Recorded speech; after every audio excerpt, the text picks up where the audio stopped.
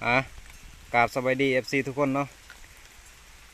มื้อนี้เราก็มาสอนเอาปลาเนาะเอาปลามาเฮ็ดก่อยเนาะเอาปลาซิว3 คนบ่ได้ไปหลายมื้อนี้นี่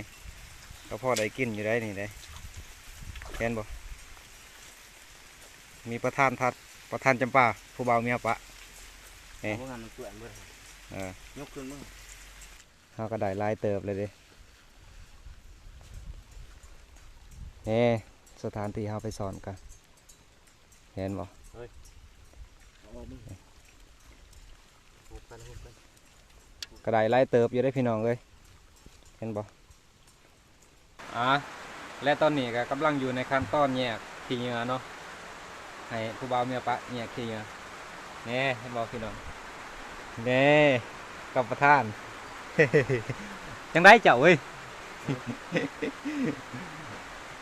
และตอนนี้ก็กำลังดังไฟนะพี่น้องเนาะกำลังดังไฟเนาะถือว่าป้าจังหน่อยนะ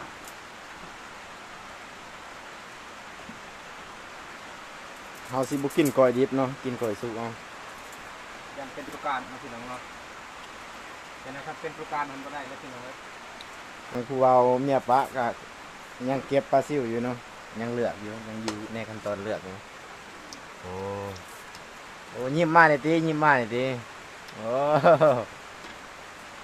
บ่อยากเว้าหลายเนาะบรรยากาศประมาณนี้แหละ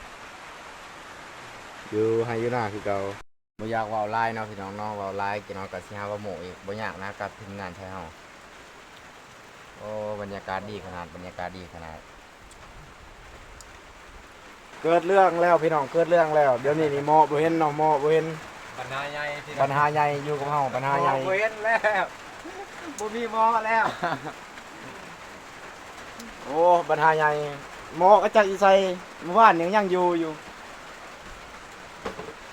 เดี๋ยวนี้นี่หมอเสียแล้วเนาะโอ้